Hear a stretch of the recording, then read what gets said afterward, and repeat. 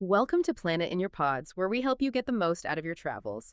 Today, we're embarking on a truly extraordinary journey. We're heading to a city that holds, well, unparalleled spiritual significance for millions around the globe, Mecca. This isn't just another destination on the map, it's a profound experience. Think of a tapestry woven with ancient history, vibrant culture, and actually a surprising blend of tradition and modern innovation. For anyone setting foot here for the first time, whether it's for that deeply personal spiritual journey of Hajj or Umrah, or maybe just to connect with the incredible heritage and history, well, it promises moments that will absolutely redefine your understanding of faith and community. You've hit on something really crucial there. Mecca, it just transcends the typical tourist experience. It really does. It's a sacred center, a heart of devotion, unlike almost any other place you could possibly imagine on Earth. It holds immense religious and historical significance, as the birthplace of Prophet Muhammad, peace be upon him, and of course the site of the Kaaba, which is the most sacred structure in Islam.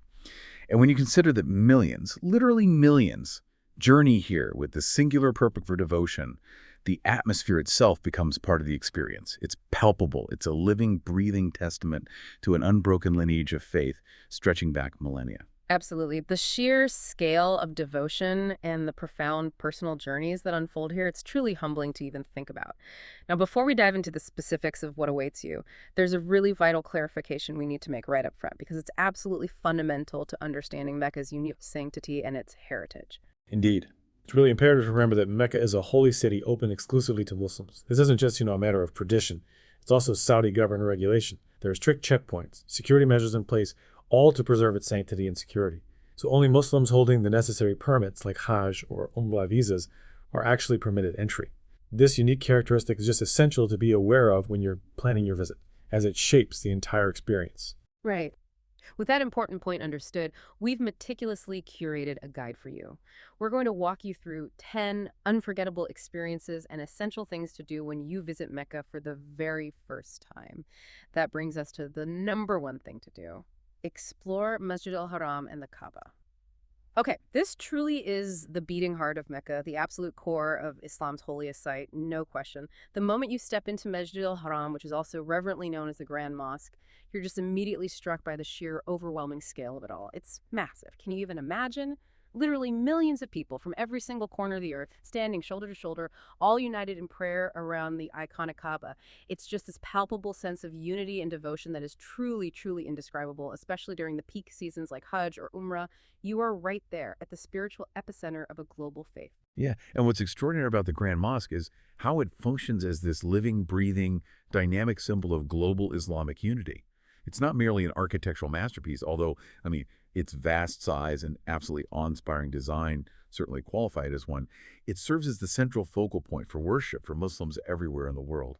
The Kaaba itself, that striking cube-shaped structure draped in black cloth with the gold calligraphy, it isn't just a building. It represents the Qibla. That's the sacred direction that Muslims face during their 5 daily prayers, no matter where they are on earth. This universal orientation towards a single point, it profoundly reinforces a sense of brotherhood, shared faith, and collective devotion to Allah. Every single prayer echoes this unity. And the Grand Mosque is just incredibly expansive, isn't it? Its grounds aren't just limited to the immediate Kaaba area. They include significant historical and religious areas within its vast courtyards, like the sites near Masjid Jinn and Masjid Tanim, extending way beyond what you might initially see. And what's truly remarkable is its accessibility. It stays open 247 for pilgrims performing Umrah. Constant access to this sacred space. Right. This continuous access means pilgrims can immerse themselves in centuries of belief and tradition at any hour, finding solace and reflection in every corner. It really transforms the mosque into this dynamic, living monument of faith, always active, always welcoming. It really makes you wonder, doesn't it? How does this immense confluence of humanity, this continuous convergence of pilgrims from every possible background, every nationality, how does that truly shape a first-timer's spiritual experience? It goes so far beyond simply performing specific rituals. It's about feeling profoundly interconnected to a universal faith. It's becoming a part of an unbroken lineage of devotion that stretches back through time, all the way back to Abraham. The sheer number of people, all united in purpose, it fosters this deep sense of humility and belonging. You witness a raw, powerful spiritual energy that can be, well, both overwhelming and incredibly uplifting. It's like a collective heartbeat of belief. That brings us to the number 2 thing to do. Witness the Black Stone. Okay, imagine getting right up close to the Black Stone, the Hajar al-Aswad, which is famously embedded right into the corner of the Kaaba. It's framed with this striking silver casing, and what's particularly fascinating is that it's actually made of multiple chunks linked together by silver nails. That speaks volumes about its long, storied history, doesn't it? Repairs, preservation, Exactly. It's seen centuries. and the ancient tradition of pilgrims attempting to touch or kiss it, a practice that has endured for centuries. It's truly remarkable to think about. Just visualizing that deep, tangible connection to history and faith, maybe touching a relic that countless generations have revered, it's an incredible moment for so many on their spiritual journey, a connection that just transcends time. And for those contemplating this experience, let me explain its deeper significance a bit. The Black Stone is far more than just, a geological artifact. It is a profound symbol of faith and spiritual purification in Islam. Its history is deeply intertwined with the faith's very origins. The Islamic tradition tells us it was originally a gift from the angel Gabriel to Prophet Ibrahim, and its reported transformation from its original white color to its current deep dark hue is attributed to its absorption of the sins of those who touch it over the centuries. This symbolic transformation embodies powerful themes of forgiveness, renewal, and the profound human capacity for repentance within Islamic tradition. It serves as a constant reminder of purification. It's absolutely fascinating how this relic has endured, isn't it? Despite historical damage, necessary repairs, even examinations by foreign diplomats over time, its continued presence and veneration really highlight its enduring spiritual significance and the deep religious roots it holds for Muslims worldwide. But when someone is experiencing this for the very first time, how do they process that blend?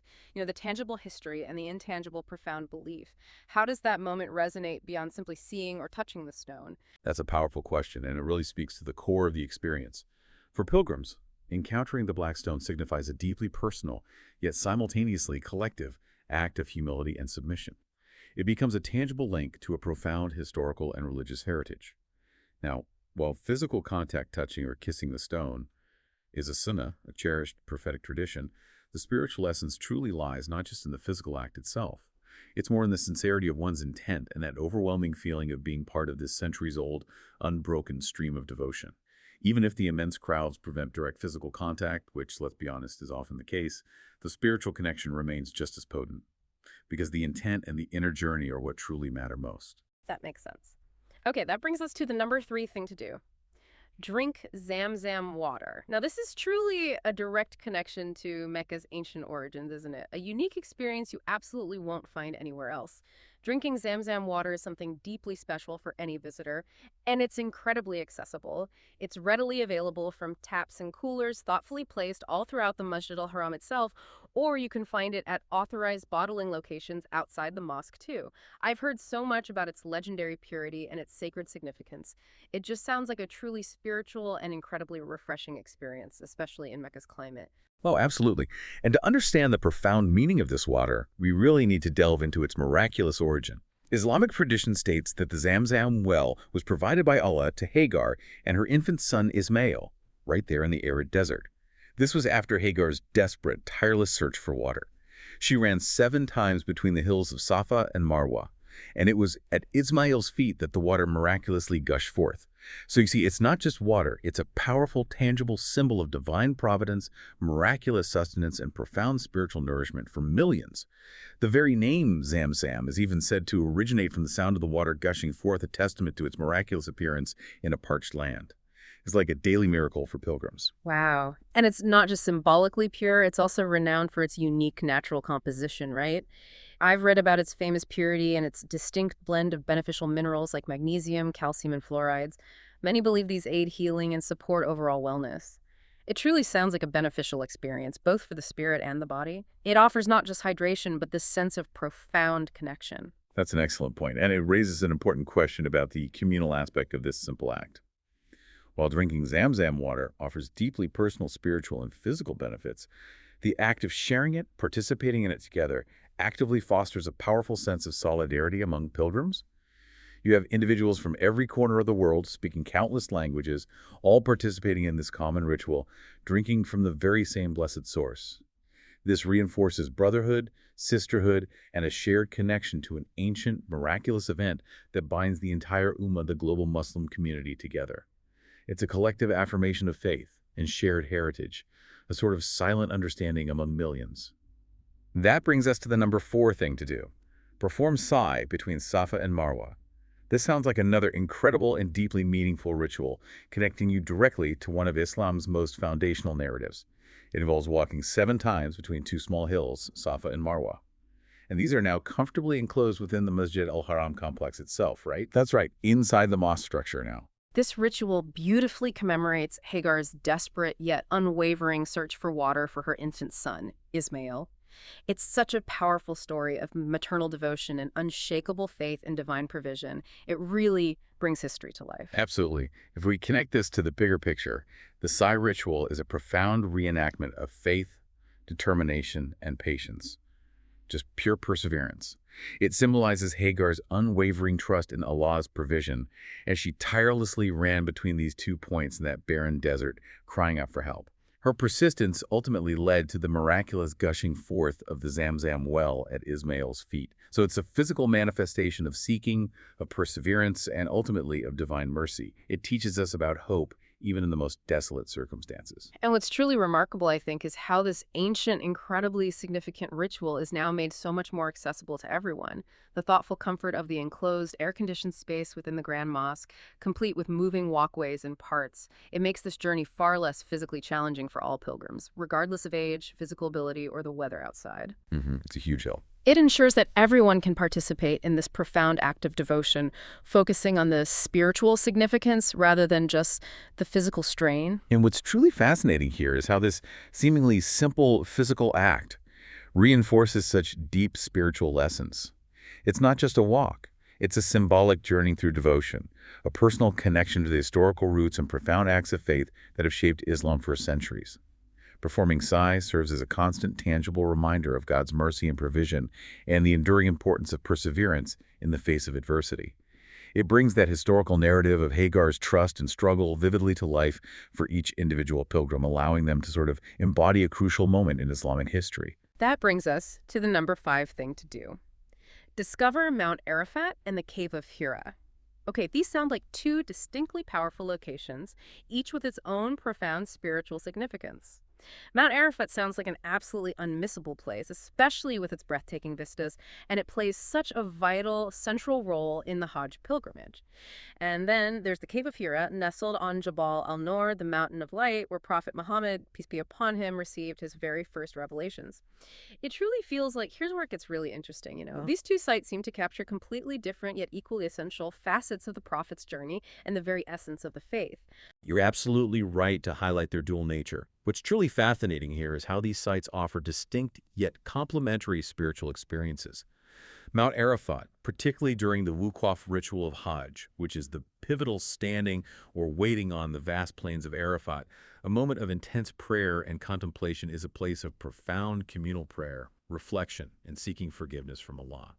It's believed that on this day, Muslims come closest to God, and prayers offered here are considered exceptionally powerful.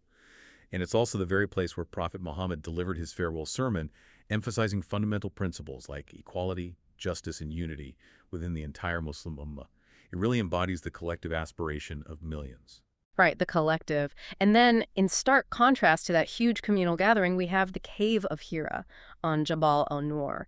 It's described as this small, austere, almost deeply isolated space. It symbolizes solitude, deep contemplation, and the purity of revelation itself. And to reach it, you undertake a significant physical journey, climbing approximately 1,750 steep steps, which I understand can take anywhere from 45 minutes to maybe 1.5 hours, depending on your pace and fitness. It's definitely a climb. This site marks the very beginning of prophethood and the revelation of the Quran, a moment of profound personal transformation for Prophet Muhammad and indeed for Islam itself. It's a journey that connects your physical effort directly with a spiritual reward. Exactly. And this contrast between the collective and the solitary, the public and the profoundly personal, it raises an important question for any visitor, doesn't it? How do these 2 distinct yet connected sites, Mount Arafat for communal worship and unity, and the Cave of Hira for solitary reflection and the very first divine revelation, represent different yet equally vital facets of the spiritual journey in Islam? They offer unparalleled opportunities for both collective devotion, feeling the strength of millions praying alongside you, and for deep personal contemplation, connecting with the quiet, powerful beginnings of the faith. One reveals the universal message of Islam, while the other reminds us of its profound singular origin. That brings us to the number 6 thing to do. Visit other significant religious and historical sites. Because beyond the primary attractions, Mecca is just incredibly rich with so many other places steeped in history and profound religious meaning. It really is like stepping into a living history book. Every location seems to tell a crucial part of Islam's narrative. I'm thinking of places like Mina, Masjid Jinn, Masjid Aisha, the Jannat al-Mu'alla Cemetery, even the Ain Zubaydah Aqueduct, the site of the Battle of Badr, and Masjid al-Hudaybiyah. Each one offers this unique window into the past. You're spot on. If we connect this to the bigger picture, these sites are truly like chapters in an unfolding epic narrative of Islamic history. Each one carries its own profound lesson and significance. For instance, Mina. It's a crucial part of the Hajj pilgrimage, where pilgrims perform the symbolic stoning of the devil, the Rami al-Jamarat. That's a powerful ritual reminding them of Prophet Ibrahim's unwavering resistance to temptation and evil. Then you have Masjid Jinn, which is linked to that captivating belief of a group of jinn unseen beings who listened intently to the Prophet's Quran recitation. It underlines Islam's universal message, that it transcends human boundaries and reaches all creation. Each place has a story that really deepens your understanding. And then we have Masjid Aisha, also widely known as Masjid Tanim. That serves as a key miqat point, right? See, a boundary marker. Yeah. For pilgrims, especially women, this is a designated boundary where they enter the sacred state of Ihram, that state of ritual purity, with specific attire and prohibitions before they proceed to the Grand Mosque for Umrah. It's known for its spacious prayer areas and good facilities. And let's not forget the Jannat al-Mu'alla Cemetery, located just north of the Grand Mosque. This sacred resting place holds immense significance because it's where many of the Prophet's revered family members and companions, including his beloved first wife, Khadijah, are buried. Visiting offers this profound, solemn connection to the very early days of Islam and its pioneering figures. And what's truly fascinating here, beyond the purely religious sites, is also the ancient engineering marvel of the Ain Zubaydah Aqueduct. This was constructed starting way back in the 8th century under the patronage of Zubaydah bint Jafar, the wife of the Abbasid Caliph Harun al-Rashid, and completed around 801 AD. This wasn't just a simple channel, it was this incredibly sophisticated system of underground tunnels, channels, and reservoirs, some stretching over 40 kilometers, designed to deliver millions of liters of fresh water daily to Mecca and Mount Arafat for centuries. Wow, that's incredible engineering for the time. It really is. It stands as a powerful testament to early Islamic ingenuity, public works, and the profound foresight of its benefactors. And then consider the site of the Battle of Badr, a pivotal early Muslim victory during Ramadan, where a much smaller Muslim force against overwhelming odds triumphed with divine help. It's a moment explicitly mentioned in the Quran. Or Masjid al-Hudaybiyah, which marks the signing of a significant 10-year peace treaty back in 6 AH between Prophet Muhammad and the Quraysh tribe, which actually paved the way for future pilgrimages. Each of these sites, they just enrich your understanding of the faith's profound roots and evolution. They prompt critical thinking about the historical events that meticulously shaped the Muslim world we see today. That brings us to the number 7 thing to do. Immerse yourself in Mecca's history at local museums. Okay, for those of you who, like me, love to dive deep into history and culture, beyond just the sacred sites, Mecca offers some incredible museums. These provide a really profound understanding of its past and its unique place in the world. We have the Mecca Museum, which sounds like an absolute treasure trove of Islamic heritage. And then there's the Clock Tower Museum, which presents a really fascinating blend of ancient history and cutting-edge modernity. It's a wonderful way to connect with the city's narrative on a different level. Absolutely. What's truly fascinating here is how these museums offer a completely different yet equally vital lens to understand Mecca beyond its sacred sites and the immediate rituals. The Mecca Museum, officially known as the Mecca Regional Museum, houses a vast and meticulously curated collection of artifacts and manuscripts. This collection spans from the pre-Islamic era, illustrating the ancient roots of the region right up to the present day. It vividly showcases the city's evolution. It sheds light on the life of Prophet Ibrahim and his connections to the Kaaba, and meticulously details the development of Mecca as the unparalleled pilgrimage center it is today. You could explore sections dedicated to the Hajj pilgrimage itself, with displays depicting the rituals, historical traditions, and the profound significance for pilgrims. Plus, there are rare copies of the Quran and historical maps that trace the city's growth over centuries. And the Clock Tower Museum. That's situated right within the iconic Abraj Al Baid Towers complex, literally next door to the Grand Mosque. It sounds truly unique. It's not just about telling time, is it? It explores the intricate history of timekeeping, specifically in Mecca. It highlights the immense significance of precise time for Islamic prayer schedules and, of course, the annual Hajj pilgrimage, which is meticulously planned around specific timings. What a clever, insightful way to connect technological innovation with profound religious tradition. It shows how the city has always sort of seamlessly integrated progress to serve its sacred purpose in the global Muslim community. And this integration, it raises an important question for visitors, doesn't it? How do these institutions effectively bridge the ancient and the contemporary, the spiritual and the technological? They not only meticulously preserve the city's rich heritage through historical artifacts and detailed exhibits, but they also invite visitors to explore Mecca's proactive integration of modern technology. Technology that serves the complex needs of the global Muslim community, especially during peak seasons like Hajj and Umrah. This creates a really meaningful and incredibly enriching experience for all. It demonstrates this remarkable continuity and adaptability between past, present, and future, all in the service of faith. That brings us to the number 8 thing to do. Now, for my absolute favorite topic, food. Taste traditional Saudi cuisine. Your visit to Mecca would just be incomplete without embarking on a true adventure for your taste buds. It really would. Saudi cuisine, particularly in Mecca, offers this vibrant tapestry of flavors deeply forged through Bedouin heritage and centuries of commerce and cultural exchange from across the Arabian Peninsula and beyond. I can't wait to tell you about some of these absolute must-try dishes and the incredible culinary journey you'll embark on here. Oh, yes. What's truly fascinating here is the sheer culinary diversity that you'll encounter. It vividly reflects the rich tapestry of the region's history and its connections to ancient trade routes. You'll find strong Persian and Indian influences beautifully woven into staple dishes like kabsa and ruz al-Bukhari.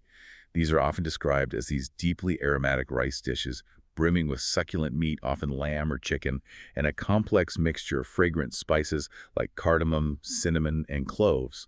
It's truly a journey through the region's history, told through vibrant, comforting flavors and textures that have been perfected over generations. It creates a unique gastronomic identity. And you absolutely must highlight the importance of dates here, right? Especially the coveted ajwa dates. They're incredibly popular and often incorporated into delightful desserts like hanini, which is a sweet date, and bread pudding. Sounds amazing. It is quite good. For a taste of everyday life, you'll discover popular street food like savory shawarma wraps and hearty mandi, another slow-cooked meat and rice dish. And if you have a sweet tooth, well, there are plenty of sweet shops offering delicate baklava and buttery mamul cookies. For ultimate comfort food, tamaise bread with fowl that's a creamy fava bean stew is a cherished breakfast staple. And for those who appreciate seafood, coastal ferrole saidiyya, a fish and rice dish, wonderfully showcases the Red Sea's impact on the local cuisine. And this rich culinary landscape, it naturally raises an important question. Where do you find these culinary gems amidst the bustling city? Well, you'll discover an incredibly wide range of dining experiences. You can find incredibly affordable local eateries on bustling streets like Ibrahim Khalil Road or within Safwa Tower and the convenient Jabal Omar food court. They offer authentic flavors at really budget-friendly prices. If you prefer something more upscale, there are certainly fine dining options, particularly in the luxurious Abraj Al Bait Tower. For authentic local flavors, places like Romancia and Al Tazaj are highly recommended. And while Al Baik, famous for its fried chicken, is incredibly popular, well, just be prepared for potentially very long queues. Good tip. It's an unparalleled opportunity to explore the local culture through its vibrant food scene, maybe even trying the unique camel kabsa at Hashi Basha for a truly local specialty. It offers a taste of traditional Bedouin cuisine. Camel kapsa. Okay, noted. That brings us to the number 9 thing to do. Shop for authentic souvenirs, perfumes, and attar. Bringing back authentic souvenirs allows you to not only connect with a genuine piece of Mecca's cultural significance and Islamic heritage, but also, to keep the spirit of your journey alive long after you return home. And diving into the myriad perfume and attar shops, those concentrated perfume oils, offers a truly unique sensory plunge, a fragrant exploration of Arabia's ancient roots. This is where you can find truly meaningful mementos that tell a story. Exactly. If we connect this to the bigger picture, shopping in Mecca is much more than just a consumer activity. It's a vibrant immersion in both traditional Islamic craftsmanship and modern Saudi consumer culture. You can find deeply meaningful and spiritually significant items, like beautifully bound Qurans and Islamic books in multiple languages at specialized bookstores near the mosque. That allows you to deepen your religious knowledge. Or you might discover exquisitely crafted prayer mats and misbaha, which are prayer beads, at the bustling local souks. These items reflect deep Islamic tradition and offer a tangible connection to the global Muslim community. And beyond the specifically religious items, you'll discover exquisite gold jewelry, often adorned with intricate Islamic designs, perfect for a special keepsake. You can also find unique local arts like alqat, that's a traditional female art form of wall painting, and sadu weaves, which are vibrant geometric textiles made from sheep's wool, really showcasing Saudi artistry and heritage. Don't miss the eco-friendly palm frond crafts, too. They're both beautiful and sustainable. And of course, local oud and bakur, that's aromatic wood chips and incense, are essential Arabian fragrances. Plus, you can pick up delicious dates and mamul cookies, perfect for sharing a taste of Saudi products with friends and family back home. It's a wonderful way to bring the essence of Mecca home with you in so many different forms. And this variety, it naturally raises an important question.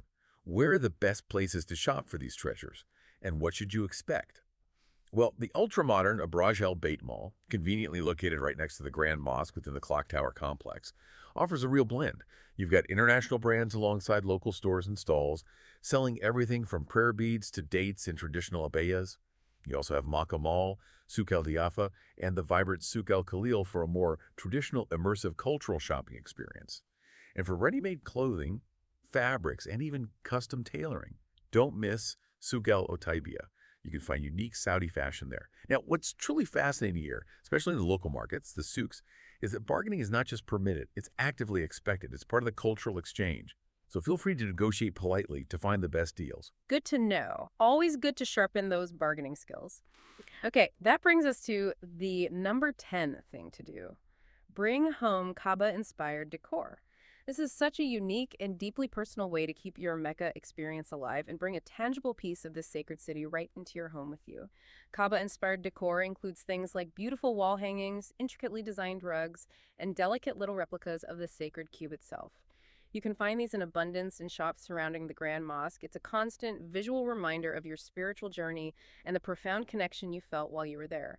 Absolutely. And what's truly fascinating here is how these items really transcend mere decoration. They're more than just objects. They typically feature incredibly intricate designs, elegant Arabic inscriptions, often from the Quran, and of course, the iconic cube shape of the Kaaba itself. Many are meticulously crafted, some even adorned with luxurious gold or silver threads, adding to their precious appearance and spiritual significance. Each piece, whether it's a tapestry or a small figurine, is a miniature representation of Islamic art and devotion, crafted with immense care and reverence, serving as a powerful visual of a central tenet of faith. And you'll discover a remarkable variety of forms, won't you? From expansive tapestries and decorative boxes to elegant figurines, each mirroring the vibrant hues often found in traditional Islamic art, like deep greens, serene blues, or rich reds. I've heard countless people say that these pieces bring a profound sense of peace and tranquility to their homes. They serve as a constant honor to their belief and heritage. It sounds like a deeply personal connection, allowing you to literally integrate the spiritual center of Islam into your daily living space. Exactly. And this enduring popularity, it naturally raises an important question. Why is this particular type of souvenir so impactful and cherished by visitors? It's because it allows you to literally bring a piece of the spiritual center of Islam into your daily life and home. It's powerful. It serves as a tangible, ever-present reminder of your profound journey, your connection to the sacred, and the transformative experience you had in Mecca. It's not just a souvenir, it becomes a kind of spiritual anchor in your home, reflecting the enduring impact and blessings of your pilgrimage, a constant source of inspiration and remembrance. So you've got your list, 10 incredible experiences that await you in Mecca. But before you embark on this truly momentous journey, let's talk about some vital travel tips. These are really important. These practical insights will ensure your first visit is as smooth, safe, and stress-free as possible, allowing you to focus entirely on the spiritual and cultural richness of the city. Indeed. Thoughtful and meticulous planning is absolutely essential for a successful and fulfilling visit to Mecca. There's no way around it. First and foremost, let's address visas. They are crucial. If you are not a Saudi resident, you will undoubtedly need a specific visa to enter. Options include a tourist visa, like an e-visa, or a visa on arrival, which generally allows stays for up to 90 days. However, a critically important point to remember. The standard tourist e-visa is not valid for Hajj. Okay, that's a key. Absolutely key. If you are specifically performing the Hajj pilgrimage, you will require a special Hajj visa. This must be applied for well in advance through an authorized travel agent designated by the Saudi government. While the Hajj visa itself is typically free, the agents may charge a service fee for their facilitation. Additionally, for shorter stays specifically for Umrah, there's also a stopover visa, which can be an excellent option, allowing stays for up to 96 hours. Always double-check the latest requirements based on your nationality and your purpose of visit. Things can change. Right. Okay, let's unpack this. When is the best time to go? Timing your visit can significantly impact your entire experience, can't it? Crowd levels, climate comfort. Massively. For more comfortable weather and generally smaller crowds, the period from October to early February sounds ideal. Temperatures are much more pleasant then for touring, performing rituals, exploring the city on foot. Ramadan, on the other hand, is incredibly popular and spiritually uplifting for Umrah, but it draws truly massive crowds from across the globe. So if you choose Ramadan, you should definitely expect larger numbers of people everywhere and anticipate potentially much higher prices for flights, hotels, everything. Prepare for that, yes. And if you can brave the intense heat, April to September are the hottest months. Temperatures often soar above 40 degrees C, but this season often sees lower prices for flights and hotels due to the decreased demand. So it could be a more budget-friendly option if you're prepared for that heat. Exactly. So this certainly raises an important question about how to travel to Mecca itself, because, as we said, it doesn't have its own international airport. The primary gateway for international pilgrims is Jeddah's King Abdulaziz International Airport, or KIA. This major hub is located about 95 kilometers west of Mecca. That translates to a drive of roughly an hour to an hour and a half, depending heavily on traffic. Traffic can be intense, I imagine. It can be, especially during peak times. Alternatively, you could consider flying into Medina's Prince Mohammed bin Abdulaziz International Airport. Now, while Medina is further, about 500 kilometers north of Mecca, it can sometimes offer a less crowded arrival experience. And from Medina, you have the excellent option of taking the Haramain high-speed railway. It provides a very convenient and comfortable 2-hour and 25-minute journey directly to Mecca, with some pretty breathtaking views along the way, actually. Okay, the train sounds like a great option from Medina. Now, once you've arrived, what about getting around Mecca itself? It's important for visitors to know that personal or rented cars are generally not permitted within the city limits near the holy sites, right? Correct. Very restricted. You'll need to park your car at designated entrances outside the city center and then use other modes of transport. For transportation within Mecca, public buses are available and offer good connectivity, especially between major points. Taxis, including popular ride-sharing services like Careem and Uber, which also offer green taxis, those eco-friendly options are readily available and are often your best bet for navigating the city efficiently. The Haramain high-speed railway also provides those crucial connections, linking Mecca not only to Medina but also to Jeddah and King Abdullah Economic City, offering a highly efficient and modern travel option between these significant urban centers. Definitely. Now, when it comes to accommodations, it's often highly recommended to book hotels within close walking distance of Masjid al-Haram. This proximity offers the easiest and most convenient access to your rituals and activities. It minimizes travel time and really maximizes your time and devotion. Surprisingly, many five-star hotels in this prime location can be quite affordable compared to similar luxury options in other major global cities. So luxury can be more accessible for pilgrims here. That's interesting. It is. If budget is a primary concern, hotels located a bit further out from the Grand Mosque often offer excellent value for money. And crucially, they usually provide free shuttle services to the Masjid al-Haram, even during busy periods like Hajj, ensuring you still have convenient and reliable access.